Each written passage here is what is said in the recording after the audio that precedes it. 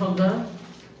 সারা ভারত কৃষক সভার Facebook page এই সময়ের পক্ষ থেকে আপনাদের সবাইকে স্বাগত জানাচ্ছি। যদিও কথা ছিল সন্ধ্যা 7টায় আমরা আজকের আমাদের এই আলোচনা শুরু করব, কিন্তু অনিবার্য কারণবশত আমাদের বেশ কিছুটা সময় পিছিয়ে যেতে হলো। কিন্তু তবুও আমরা আপনাদের সামনে এসেছি আমাদের যিনি আজকের প্রধান আলোচক তাকে নিয়ে, কারণ বিষয়টি একটি গুরুতর এবং আমাদের দেশের বহু মানুষ এর সঙ্গে যুক্ত হয়ে পড়েছে। এবং শুধু তাই নয়, আমাদের দেশের যে আগামী ভবিষ্যৎ, তাদের জীবন এবং তাদের যে ভবিষ্যৎ, সেটা আজকে গভীর সংকটের মধ্যে নিমজ্জিত। আপনারা নিশ্চয়ই ইতিমধ্যে জেনেছেন যে আমাদের দেশে নিট ইউজি পরীক্ষা, অর্থাৎ ডাক্তারি ভর্তি হওয়ার ক্ষেত্রে যে সর্বভারতীয় একটি মাত্র পরীক্ষা নেওয়া হয়, সেই পরীক্ষার ফল প্রশ্নপত্র হঠাৎ করে ফাঁস হয়ে যায়। এবং আপনারা জানেন যে এনটিএ, ন্যাশনাল টেস্টিং এজেন্সি নামে একটি সংস্থা কেন্দ্রীয় সরকার তৈরি করেছে। সেই সংস্থা, যদিও সংস্থাটি কোনো সরকারি সংস্থা নয়, এই বিষয়গুলো আজকে বিস্তৃতভাবে আমাদের আলোচক বলবেন। এবং সেই সংস্থার নেওয়া যে পরীক্ষা, গত 3 মে যে পরীক্ষা নেওয়া হয়েছিল সারা দেশে, এবং এমনকি আমাদের আগরতলাতে, ত্রিপুরাতেও পরীক্ষা নেওয়া হয়েছে, আগরতলাতেও পরীক্ষা হয়েছে, সেই পরীক্ষার প্রশ্নপত্র ফাঁস হয়ে গেছে। 22 লক্ষ পরীক্ষার্থী আজকে গভীর অনিশ্চয়তার মধ্যে দিন কাটাচ্ছে। আগামী জুন মাসের প্রথম দিকে আবার সেই পরীক্ষা হবে বলে জানাচ্ছে, এবং সেই পরীক্ষার পদ্ধতি নাকি পরিবর্তন করা হয়েছে, সেটাও ঘোষণা করা হয়েছে।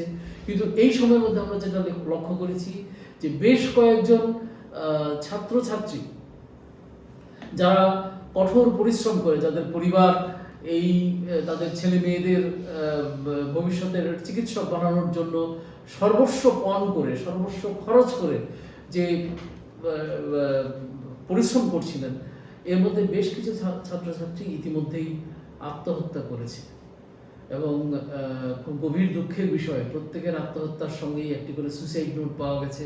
এবং সেখানে কেউ কেউ লিখেছে যে আমি আর এই পরীক্ষার চাপ নিতে পারছি না, শুধু এই একটি মাত্র লাইন লিখে সে পৃথিবী থেকে বিদায় নিয়েছে। এর দুঃখজনক ঘটনা। এগুলো আজকে আমরা বিস্তৃতভাবে আলোচনা করব। আমাদের সঙ্গে আছেন ত্রিপুরা বিশ্ববিদ্যালয়ের অধ্যাপক, অর্থনীতি বিভাগের ডক্টর সেলিম শাহ। আমরা সরাসরি আলোচনায় চলে যাই।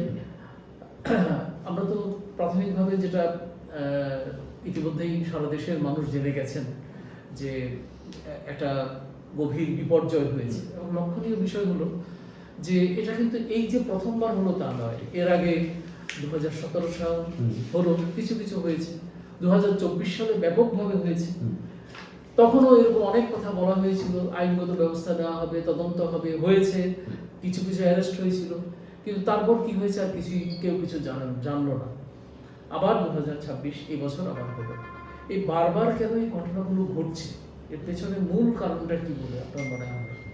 দেখুন, ঘটনা ঘটছে সত্যি কথা, এবং এই ধরনের সর্বভারতীয় পরীক্ষা যেখানে ছাত্রছাত্রীদের একটা দীর্ঘদিনের প্রিপারেশন থাকে।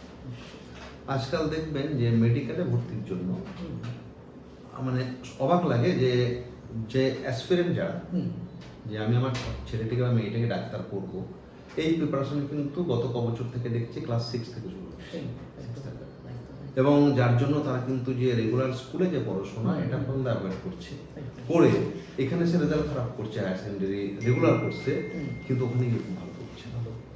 এবং রাজস্থান থেকে শুরু করে দেশের শিক্ষার কোটা কতগুলো জায়গা এরা ডেভেলপই করেছে, যে একদম ছোট থেকেই কিন্তু ওই বেসিসে নিয়ে নিচ্ছে তাদের, যে একদম রেসিডেন্সিয়াল সিস্টেম, এবং ধীরে ধীরে ছেলেটিকে গড়ে তোলা।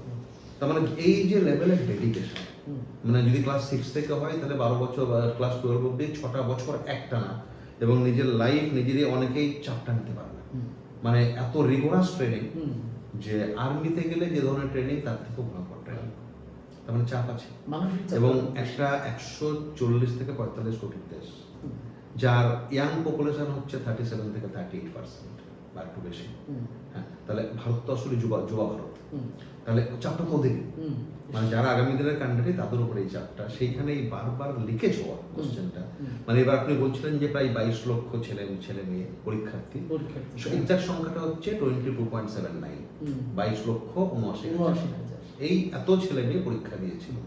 এবং এটাই কি প্রথমবার ঘটলো? হুম। মানে মেডিকেল আন্ডার গ্রাজুয়েট অ্যাডমিশনের ক্ষেত্রে এটা ঘটলো।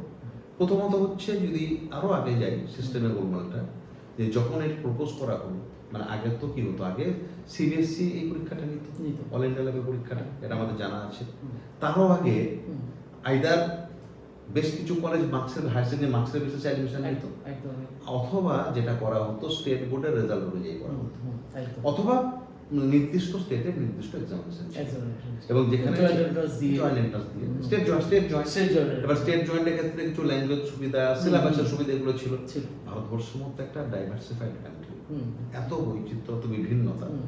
রাজ্যে রাজ্যে সিলেবাস বিভিন্ন, ল্যাঙ্গুয়েজ বিভিন্ন, পড়াশোনার পরিকাঠামো বিভিন্ন, এই জায়গায় এরকম একটা uniform exam, one India exam, এইটা কতটা সুটেবল, এই প্রশ্ন হয়তো আমরা আসবো আলোচনাতে পরে।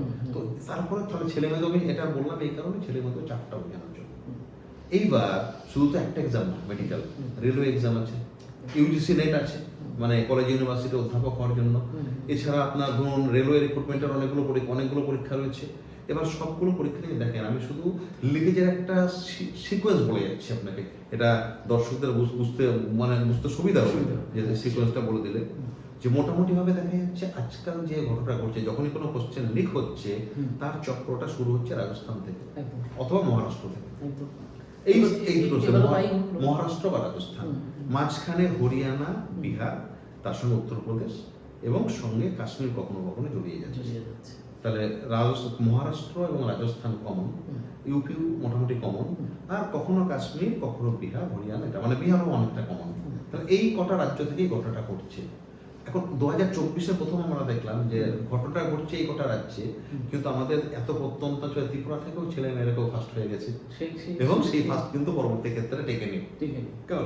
তো তার মানে দেখা যাচ্ছে চক্রটা কিন্তু এখন গোটা দেশব্যাপী, এবং এটার ইম্প্যাক্ট আপনি দেখুন যে 2013 সালে আমি যদি প্রথম ধরি ব্যাপম, 2013 সালে মধ্যপ্রদেশে যে ব্যাপম, এবং সেটা মেডিকেল অ্যাডমিশন ছিল, টিচিং অ্যাডমিশন ছিল, অন্যান্য অ্যাডমিশন পোস্ট ছিল, পুলিশ ছিল, এবং এখানে কত লোক চিটেড হয়েছিল এইটা বলার থেকে আমি বলি যে ব্যাপমে 2000 লোককে অ্যারেস্ট করা হয়েছিল, এবং তাদের এখন স্টেক কি, এই অ্যারেস্টের পরে আদৌ কোনো ব্যবস্থা হয়েছে কিনা আর কোনো রিপোর্টিং দিত নেই। তাহলে একটা পরীক্ষায় কোন লেভেলের দুর্নীতি হলে 2000 লোককে গোটা দেশ থেকে অ্যারেস্ট করতে হবে। তার মানে এই ঘটনা বলছেন কেন হচ্ছে বারবার, হচ্ছে বিকজ অফ দ্য নেটওয়ার্ক। এই নেটওয়ার্ক বা নেক্সাস